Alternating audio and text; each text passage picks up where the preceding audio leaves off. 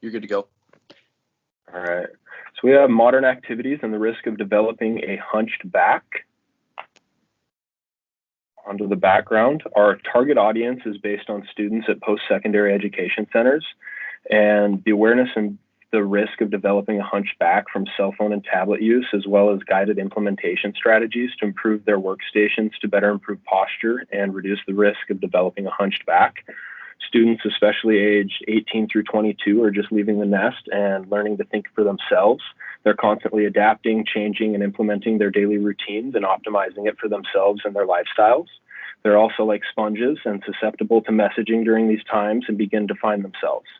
Many individuals in this category are focused on their health and appearance and want to begin routines that will lead them to a healthier and more fulfilling life. Students are likely to respond to messaging that emphasizes risk and adapt the offered interventions if they know that it is better for their lifestyle and health and wellness, especially if the recommendations are easy to adapt into their routines. Planning process. Our group's planning process consisted of communication and brainstorming initially to assign roles and brainstorm interventions. Then we determined the intervention for modern activities like cell phone and tablet use and the risk of developing a hunched back.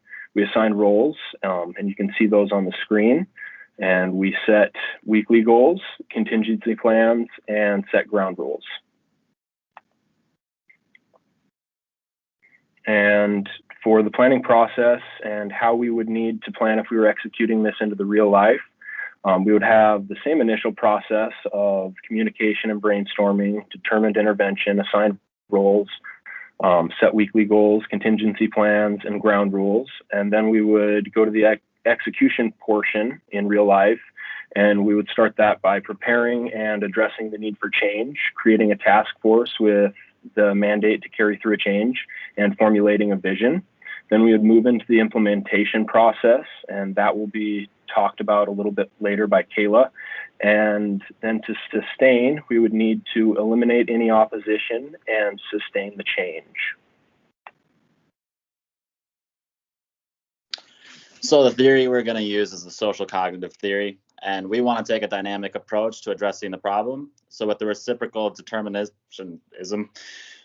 we want to change the social perspective of using standing desks or adjustable desks, exercise balls in the classroom, study places, and home settings.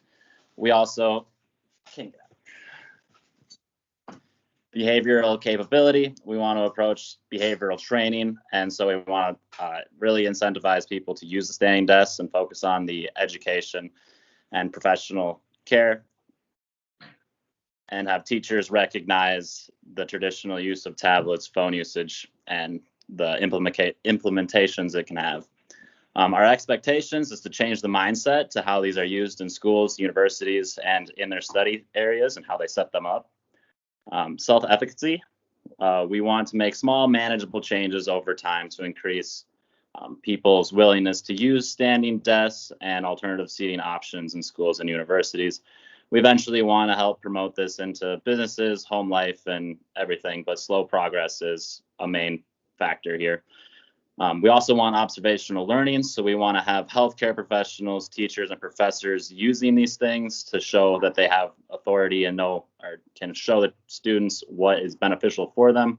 And we also want to use reinforcement, which in the future, this could look at something similar to phone usage and tablet usage that can analyze the student's posture while using them, give them alerts, and kind of analyze their postures. All right, so the implementation process, we ideally want to promote more use of standing desks that will allow the ability to change positions while working at a desk.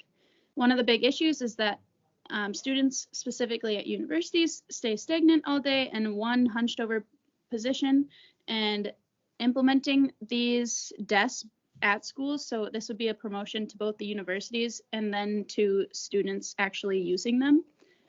The next idea was promotion of the use of inflatable exercise balls as chairs to avoid hunchbacks, because as you know, when you sit on an exercise ball, you can't hunch forward, you have to sit straight up, and they're much more comfortable. And the last one would be develop learning capabilities for students to spend lectures looking up at a professor giving a lesson rather than looking down at a screen all day. So this is focusing on the factor that students have to hunch over not only sit in a chair, but hunch over their desk to take notes. And ideally, it would be awesome if they could just look up at the professor and take notes at a different time.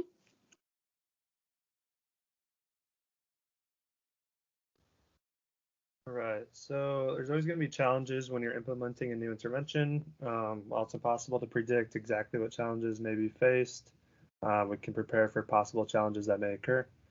So one of the first challenges of this intervention is cost. Obviously, there's going to be some costs associated with bringing in these standing desks and adjustable desks and exercise balls. Another challenge is education on good posture. We'll have to figure out a proper way to educate the students on good posture and the benefits of these standing desks, which leads into my next challenge is participation. For this intervention to work, we need these students to actually be using these adjustable desks and standing desks, which relates to the education. If we provide a good education on good posture, it can help people want to use these standing desks more often. And another challenge may be other health concerns. There may be people that have certain health concerns where they're not able to use standing desks. And so that's another challenge that we'll have to work around. So evaluating how this is going to work. We have 6 steps for our evaluation. The first step is clarifying the aims and our objectives. We want to decrease students' risks of developing a hunchback in today's tablet-driven society. Our second step is choosing indicators. Our indicators are going to be students' neck health as indicated by online surveys we could have them fill out. The third step is linking outcomes, indicators, and methods. So standing desks, inflatable ball chairs, and posture education are all kind of linked together, and they can all help improve students' physical activity and lives and all that. Our fourth step is understanding the process and context. We want to educate university students on posture and neck health and how taking breaks and using these chairs and these standing desks to get out of that student posture more often and help get some motion in their necks. Their fifth step is setting up the data collection. We can ask students about their university's availability on having these modalities available. I know Northwestern is really good about this, and our library has a lot of these ball chairs and standing desks available quite often. And sixth, our last step is bringing it all together. We can contact local universities and confirm how many standing desks and ball chairs they have to offer. And our conclusion, we want to educate university students on the benefits of these standing desks and ball chairs and other modalities to help combat their hunched backs. We can do this by getting universities on board about educating their students and providing the resources to keep their students healthy.